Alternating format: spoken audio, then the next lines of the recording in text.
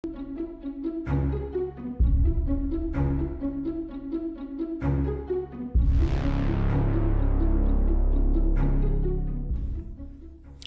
up, Dot Matrix. Yes, sir. Ready? Let's do it. Alright, ladies and gentlemen, you heard the lady. Welcome back to Elite Dangerous on final release. As you can see, bottom left corner. Elite Dangerous 1.0.0.0. Woohoo! We made it, finally. Now, I haven't been making videos on Elite for a while. Probably since late beta, early gamma, but that's been for a good reason.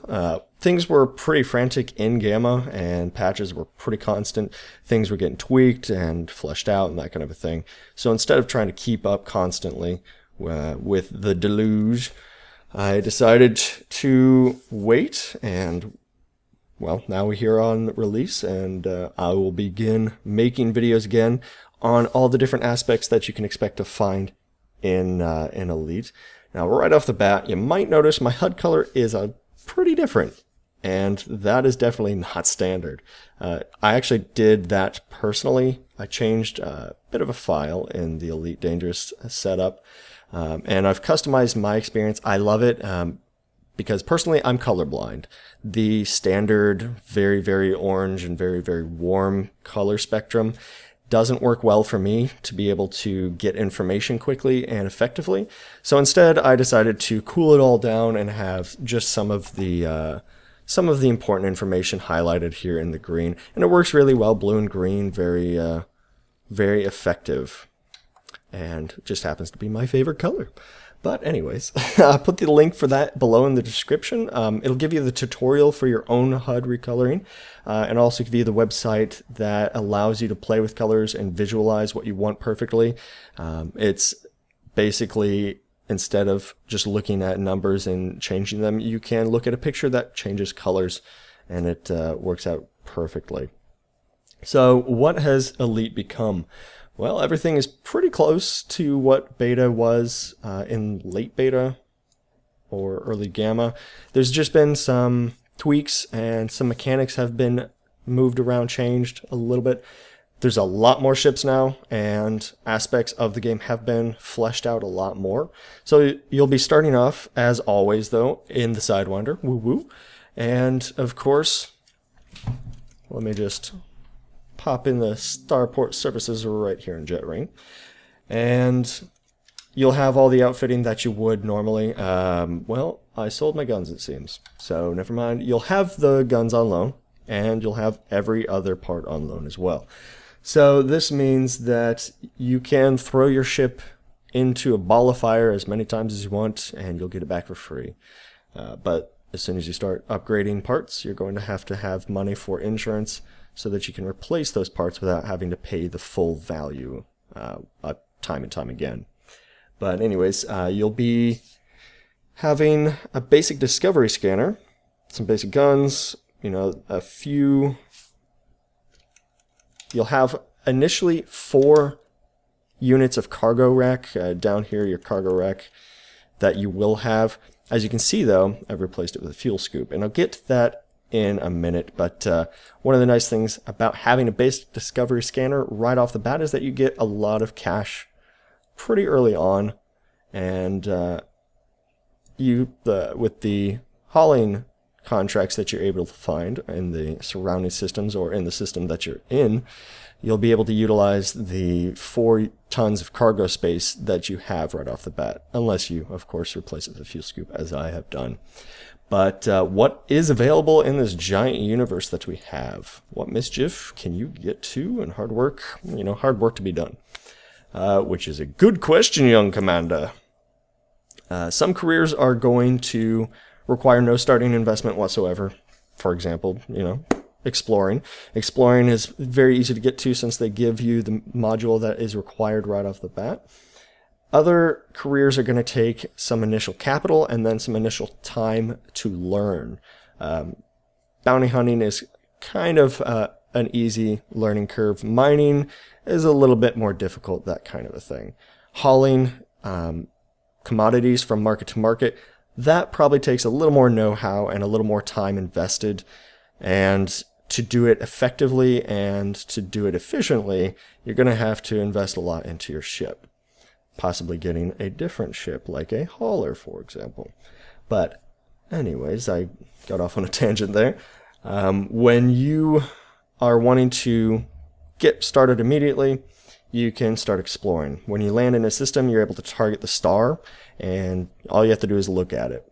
It'll identify that star, the system that you're in, and that will allow you to then move around in the system. You can fire up your scanner, and then it'll give you all the anomalies in the area, which you'll know that you got them because there's a big notification on the right hand side, and you'll also hear the big ol' Inception. Well, I've heard it's a Mass Effect noise, but you know, to each their own. From there, you can scan the planets that show up. There's mining belts and moons, now all sorts of different stuff that you can go take a look at. They all have different distances that they'll begin scanning. But just like you did with the star, just stare at it, and it'll give you the data. The data is what you want to accumulate, and then you'll have to take it away from that system. The farther away from the system that you collected it in, the more money you're going to be able to make on it. So that's why it works well with a travel plan. And a travel plan is something that I wanted to kind of get your thought process on pretty early, just because you may or may not end up in a system that works well long term. It might work while you get the first 10 to 20,000 credits into your bank so that you can upgrade or invest that however you please. But the Discovery Scanner works well with the travel plan because you're able to, as you see on your galaxy map, you can go anywhere in this huge universe. There are, what, 400 billion systems that are available for us to play in. Not even kidding. So, as we go to our tiny little dot down here, you may or may not end up in an ideal location. Ayabico here, not ideal. For my purposes, at least. For what I am comfortable in doing. We have an extraction and refinery system, and I'm currently based in an agricultural and industrial system. Unfortunately, all the other systems around here are pretty empty and useless. They don't have any affiliation, and there really isn't, there's some more refining and extractions, but there isn't any high tech. So long-term hauling might not be as profitable. And there's also a distinct lack of other factions that are nearby. If I can get to another faction space within 10 jumps, it's not, in my personal aims, it's not ideal. I at most want to jump 5 jumps to get to a different faction space, because you'll find that when you're, for example, bounty hunting, you'll get bounties that are from other factions, so you have to go to their space to collect on it. It also means that you can get different missions, pitting one faction against the other, that kind of a thing. So having different types of faction space nearby is very, very vital to your long-term success. So, all of that to say that traveling is definitely going to be in your future. Now, starting off, you're only going to have 1,000 credits. I can't really simulate that for you because I've had a bit of a head start. Gamma, they actually did not wipe before release, which I'm actually kind of thankful for. It gives me the time to kind of get myself ramped up and ready for release, and as you can see, I've been doing quite a bit of work to get myself worked up to, and I actually have done a few bad boy things. As you can see, 22,000 on that Alliance bounty. Yeah. Anyways, you're going to be looking for a different home system to base out of. So traveling is going to be in your future, and starting off, you're going to need a pretty decent travel plan. Now, you can look on your galaxy map and find a system that works best for you. I have done so, and it is a place called Neganhot. That's where I'm going to be heading to be based out of, and I'm going to be working on reputation, working on bounty hunting, whatever decides to flow through my fancy on the day. And how do you get there? How do you do this? Well, the in-game system does have a travel planner. You can have a route planner that will tell you how to get over to LFT 1653. You can immediately plot the route through a simple click right there, or if you wanted to, for example, look up Negenhot. There we go. All the way over here. As you can see, it actually does not show a route available. Now, it doesn't give you any reasons why that is the case.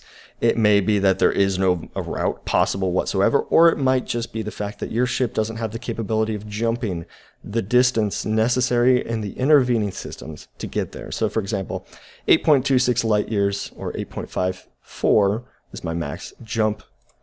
That's not quite enough. There are systems in between myself and Negenhot that require up to 10.63 of a jump light, 10.63 light year jump capabilities, and unfortunately, as a dinky little sidewinder is not going to cut it unless I do some heavy outfitting, unless I make it a travel fit.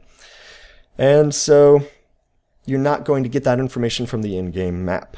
Don't worry though, I have you covered. There is going to be a link in the description below as well that gives you a route planner from a third-party site. This will show you the maximum jumps that will be required in a travel system, or a travel plan rather, sorry. You can play with the maximum jump so you can see if there is no current route that it can find, perhaps you just need more jump distance. So play around with that, get a feel for where you want to go and where you're going to be able to go in a decent amount of time.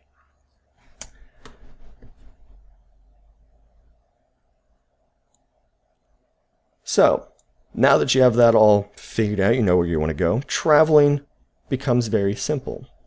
You go into the fitting, and as I showed you before, you have the option of fitting a fuel scoop. These are very, very cheap. As you can see, 309 credits. You can find them pretty much anywhere. It's not going to be difficult to find one. And having one can be pretty invaluable for an efficient travel, because it means that when you jump into a system, you're immediately landing on a star. You can get closer to that star, and it allows you to suck in the gases from that star to fuel yourself. This means you don't have to spend time piloting over to a station, which could be, 1,000 light seconds away from you in a system, and means that you can immediately be on your way when you're fueled up with the necessary jump requirement for the next jump, or you can fuel up the entire way. Now, that does come with some give and take. The fuel scoop allows you to scoop and you can discover at the same time, which means you can earn money and sell that along the way, or wait until you get to your final destination to make a big old wad of cash. But you will have to be patient with the fuel scoop.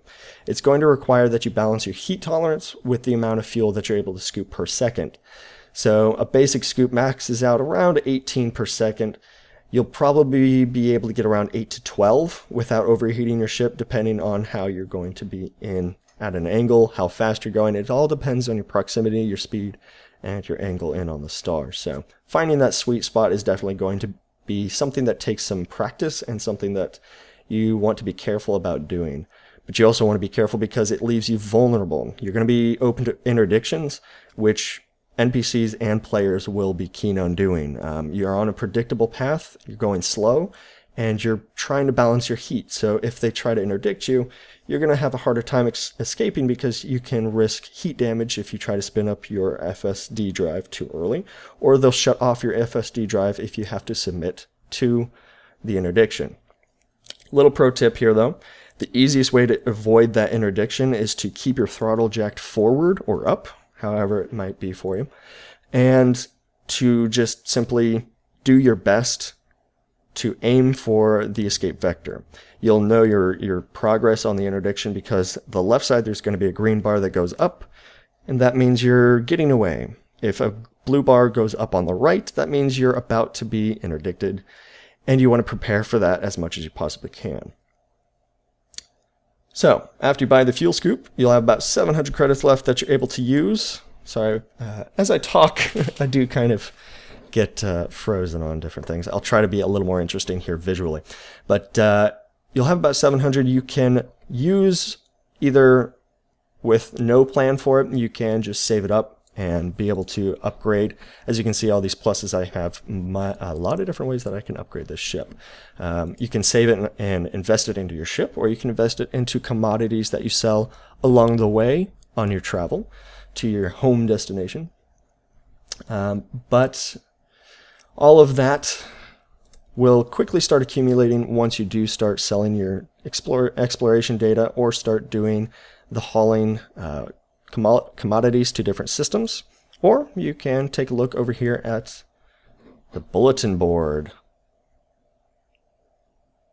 Now, this can give you enough starting capital that you can invest into a little bit more hauling or a little bit more mission centric aspects. So if you wanted to take a hauling contract, here you have the quantity 15. I can't currently do that. I don't have any cargo space, but even if I only had the basic 4, I still couldn't take it.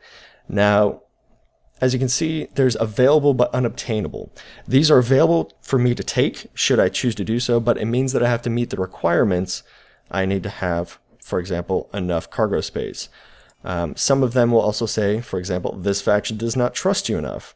You need to build faction rep, and that faction rep is going to be a big part of your gameplay experience because it means that it's going to affect how pilots will interact with you, whether they shoot you or not, what missions you're going to be able to take and how many you're going to be able to take at a particular time. And it also is going to mean where you can fly in general. If you're not welcome in certain parts of space, you're going to have to plan your route around that, essentially. So building your rep is very important, and basically investing in your ship is going to be very important as well. So now, none of that you need to really worry about right off the bat, but doing so will, in the long term, allow you to operate profitably in your home system. So when you get there, focus on getting that rep, focus on getting established, because ships will get cheaper and things will change as you interact with the factions within your particular system or within your particular region. So once you've got everything sorted out that you would like and know exactly where you want to go, the next step is the traveling. So we'll go ahead and launch here, do a bit of traveling ourselves.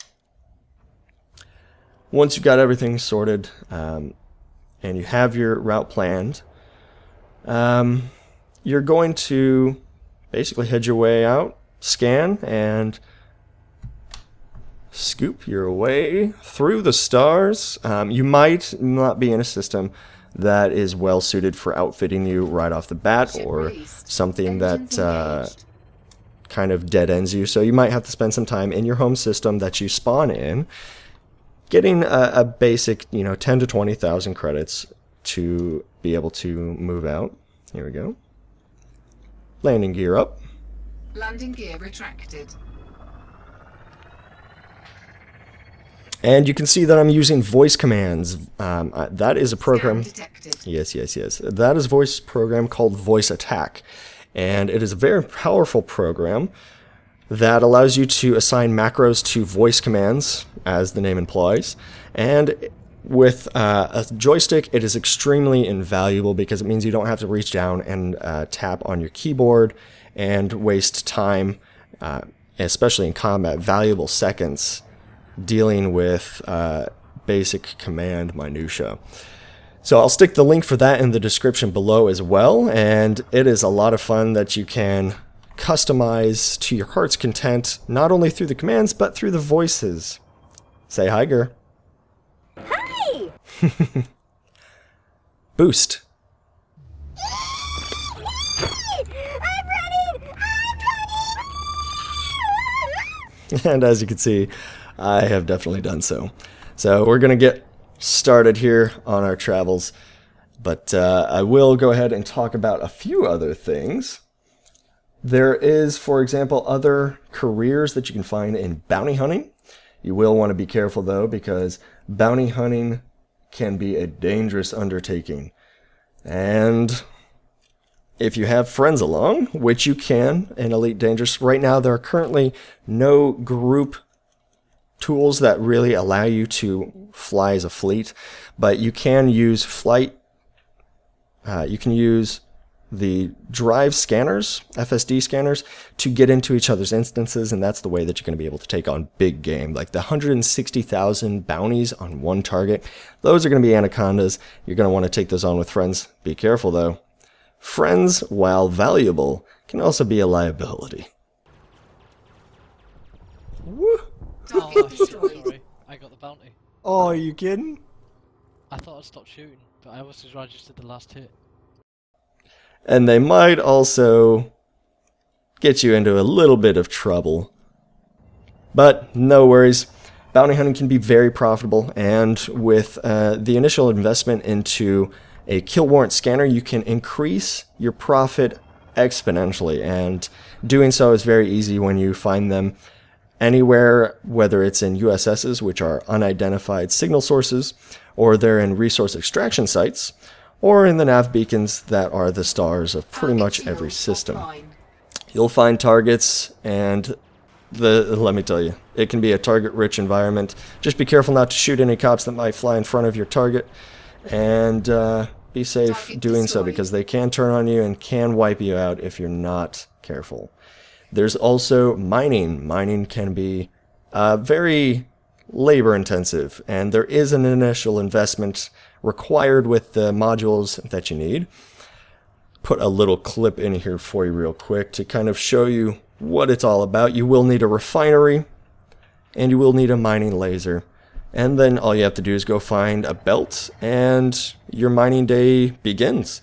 Now, your profit is all based on how well you're able to find the right minerals, the right metals, and to do so regularly and efficiently. Then you have to collect and refine the little bits that you're able to shoot out of the asteroid, and then melt it down into a single ton of cargo. So it can be slow going. Having a successful mining career might be something that you do later when you have appropriate equipment, appropriate ship, and the appropriate time. And lastly, something that you already have gotten a look at is the mission running. I don't have any missions currently, but when you take a contract, it'll show up there in the transactions, and it'll show you exactly all the details that you agreed to in the first place, whether it is hauling, or you're hunting somebody down, or you're going out looking for parts. Sometimes you might also do, let me go ahead and dock here. Request docking. Acknowledged. You might also have ulterior motives for Request granted. generosity. There are aid missions where all you do is provide a good or a service for the particular faction, and it'll simply build you rep. It might cost you money, but it means that you are getting in their good graces, and it is worthwhile, especially early on when you're looking for that. Gear down. Landing gear lowered. So I'll go ahead and land back here. I actually forgot. Landing gear deployed. There we go, a bit of a rough landing there. Successful. Engines disengaged. Forgot though that I do have my own travel already set up and ready. So before we go ahead, as you can see, there's a few ships already available for me to buy, should I choose to do so. But why buy one when you have an Eagle already ready, set up, raring to go? So I hope you guys found this, there we go. Hope you found this video informative and very useful as you get started here in Elite Dangerous. I want to welcome you guys into the universe. Very excited to see everybody out in space, and there will be videos coming up that'll explain all the different aspects in more detail. I just wanted to do a bit of an overview and to kind of get you on your way, give you an idea of what you can do so that you don't just get frozen with options. You don't get frozen with the choices that are set before you. So thanks for joining me here. Don't forget to hit that like and subscribe so that you make sure that you find all the other videos that will be coming out. And make sure to leave a comment below letting me know whether or not this was useful, or if you have information that might be useful for other people that are checking the video out. And remember to fly safe. There is going to be a lot of fire out there, let me say, especially in open play. So fly safe, and I'll see you guys in the black. Cheers.